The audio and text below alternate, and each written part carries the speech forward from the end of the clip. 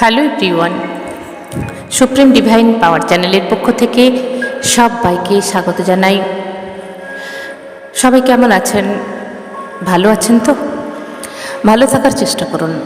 আমি খুব ভালো আছি, দারুণ আছি। আবারও নিয়ে চলে এসেছি আর একটা টপিক, দারুণ টপিক, যেটা আমাদের সবার ভীষণ কাজে লাগবে। আমি এনার্জি সায়েন্সের টিচার এবং স্পিরিচুয়াল ট্রেনার। এনার্জি সায়েন্সটাকে বুঝে নিন। যারা চাইছেন খুব তাড়াতাড়ি বুঝতে পারবেন যে এই বিশ্ব সংসারে, এই পৃথিবীতে চারিদিকে শুধু এনার্জির খেলা চলছে। আর এগুলো বুঝতে গেলে অবশ্যই আপনাকে এনার্জি সায়েন্সের ওয়ার্ল্ডের আওতায় আসতেই হবে। তো আজকে আমি আলোচনা করব যেটা হলো আমাদের যে মনের ভিতরে, প্রত্যেক মানুষের মনের ভেতরে কিন্তু দুঃখ, কষ্ট, যন্ত্রণা, গিল্টি ভাব সব কিছুই থাকে, তাই না? অনেক সময় আমরা কাউকে কিছু বলে ফেলি, সেই সময় চিন্তা করি না, কিন্তু পরক্ষণে আমাদের মনে একটা গিল্টি ভাব হয়, যে কেন বললাম, হয়তো ঠিক হয়নি বলাটা। কিন্তু সেই সময়ের জন্য আমরা ভাবিনি বা সেই মোমেন্টে থাকতাম না, কথাটা বলে দিয়েছিলাম।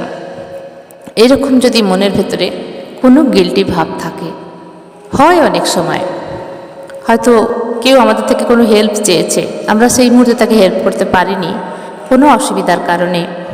তো এখন হয়তো মনে হচ্ছে যে হয়তো একটু হেল্প করলে পারতাম সেই সময়, কিন্তু আমরা সেই সময় হয়তো না বলে দিয়েছিলাম মুখের ওপর, বা ইগনোর করেছিলাম।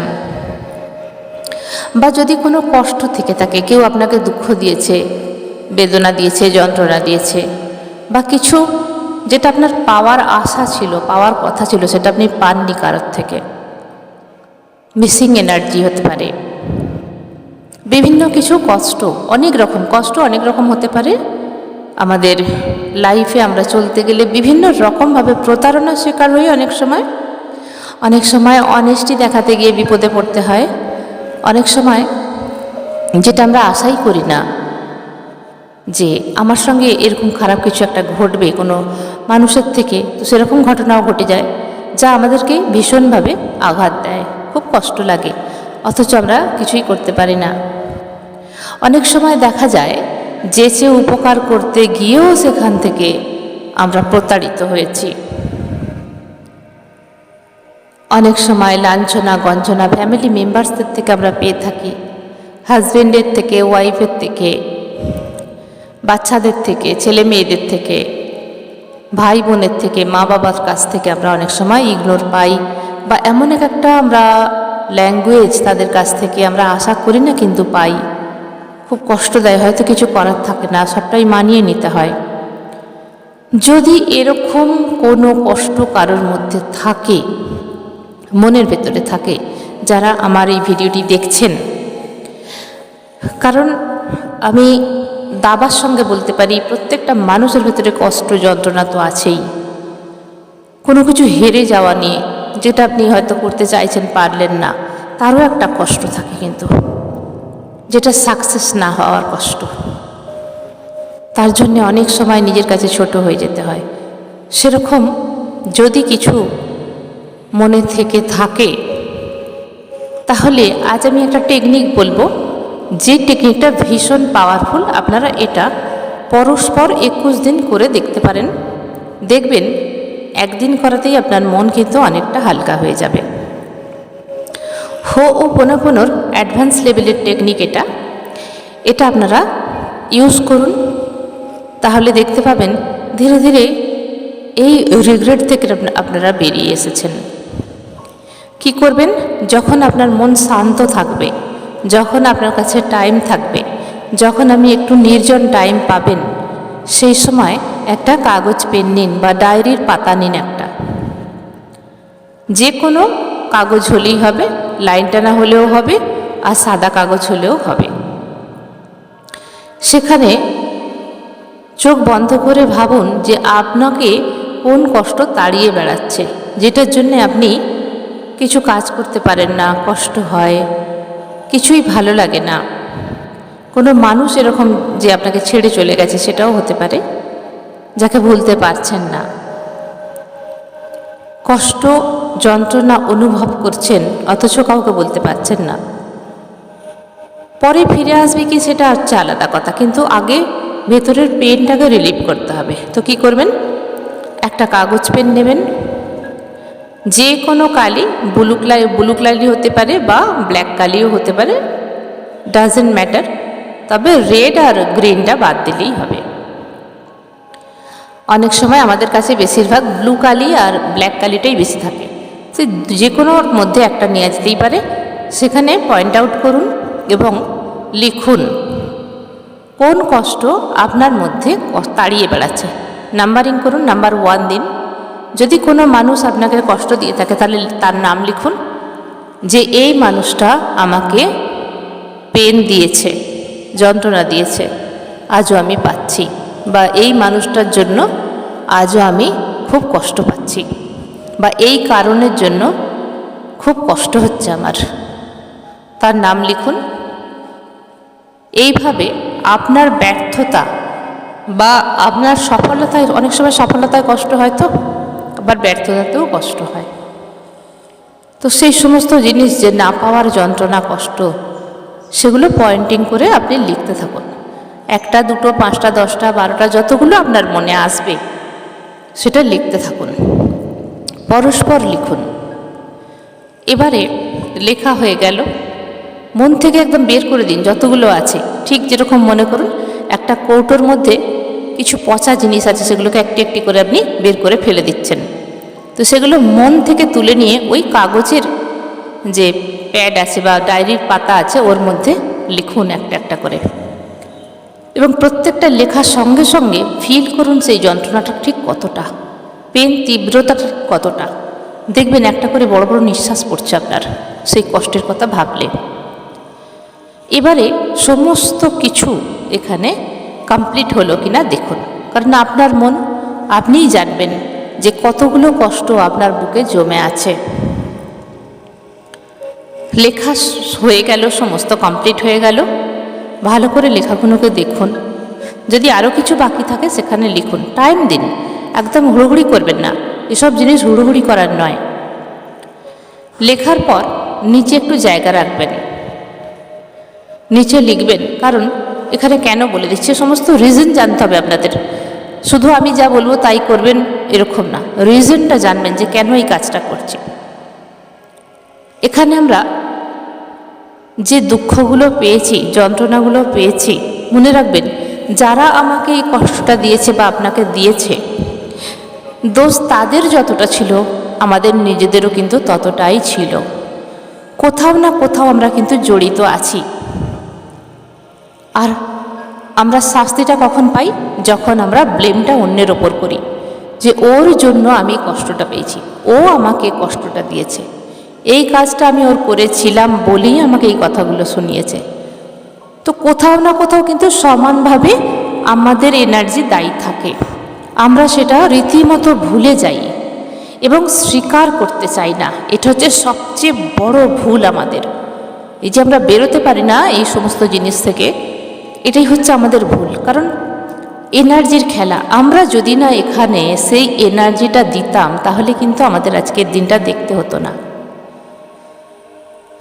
তো ধরুন কেউ আপনাকে কোনো গিফট দিচ্ছে, আপনি যদি গিফটটা না নেন তাহলে সেই গিফটটা কিন্তু তার কাছেই রয়ে যাবে। তাহলে কোথাও না কোথাও আমরা কিন্তু দায়ী সেই যন্ত্রণাগুলো নেওয়ার জন্য। সেখানে আমরা এনার্জি দিয়েছিলাম, আমাদেরও কোথাও না কোথাও ইচ্ছা ছিল, কোথাও না কোথাও আমরা ফেঁসে গিয়েছিলাম, কোথাও না কোথাও আমরা বন্ধনে জড়িয়ে পড়েছিলাম।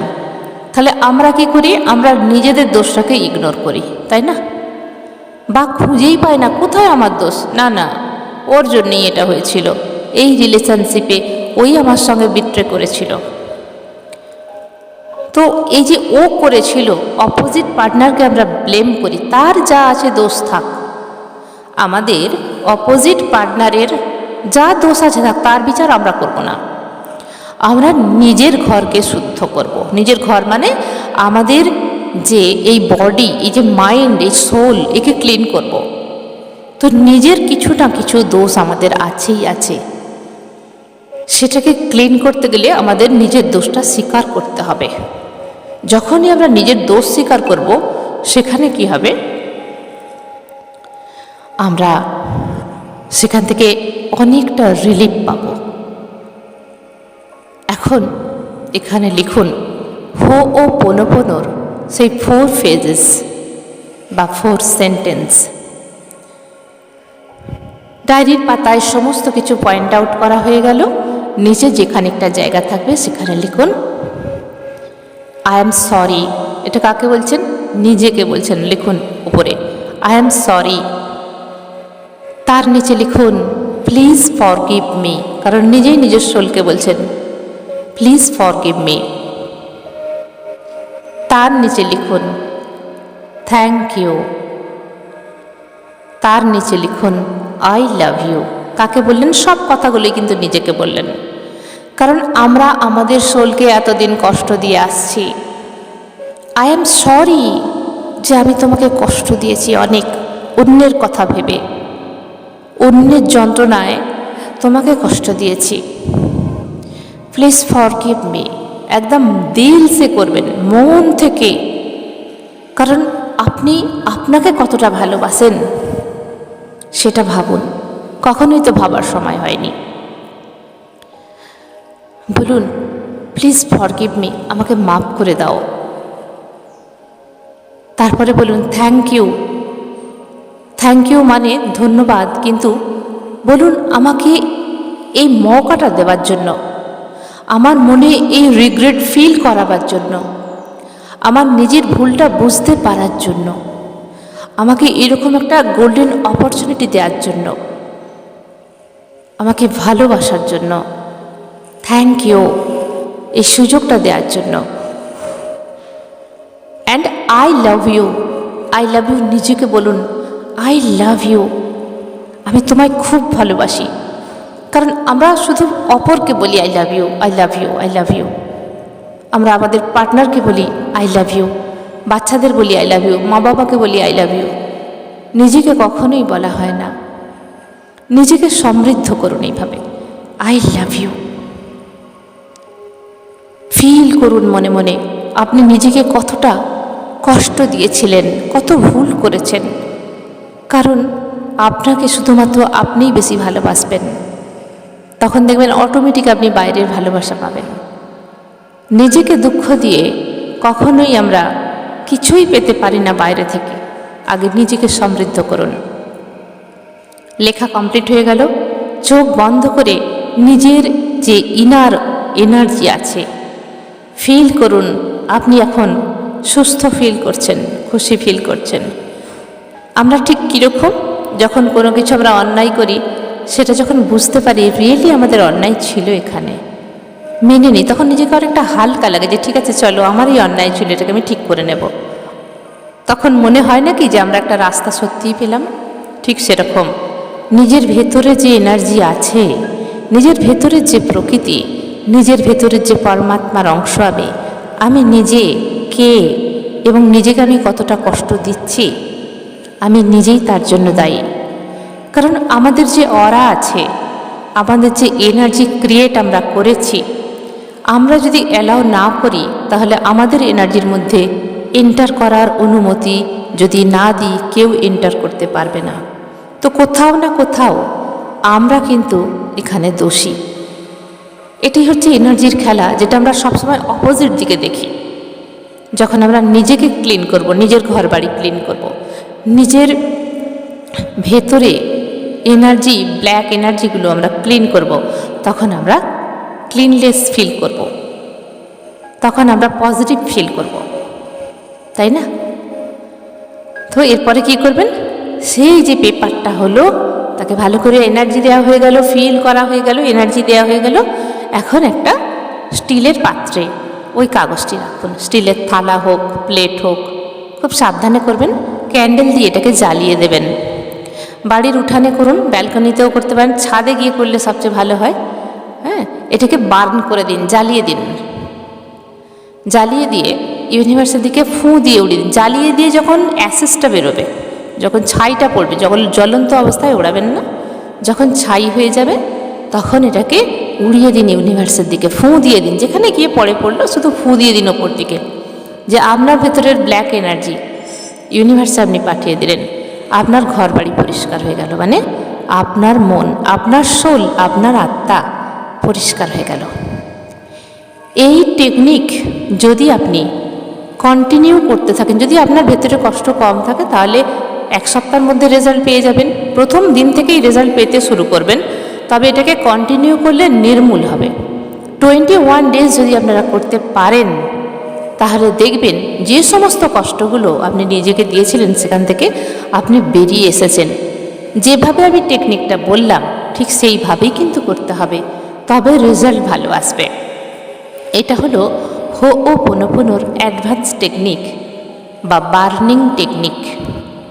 এইভাবে করুন এবং নিজের ভেতরের সমস্ত ময়লাগুলোকে নিজের হাতে দূর করে ছুঁড়ে ফেলে দিন ইউনিভার্সের দিকে। বলুন, গো, চলে যাও এখান থেকে, কোনো জায়গা নেই, আমি পারমিশন দেব না আমার ভেতরে থাকার জন্য, কোনো জায়গা নেই, আমার ভেতরে শুধুই পজিটিভ এনার্জি থাকবে।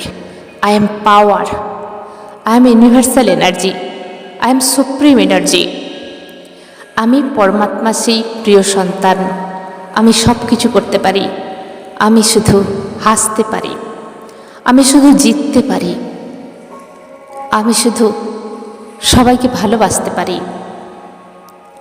আমার কাছে আছে সেই অফুরন্ত পজিটিভ ভান্ডার।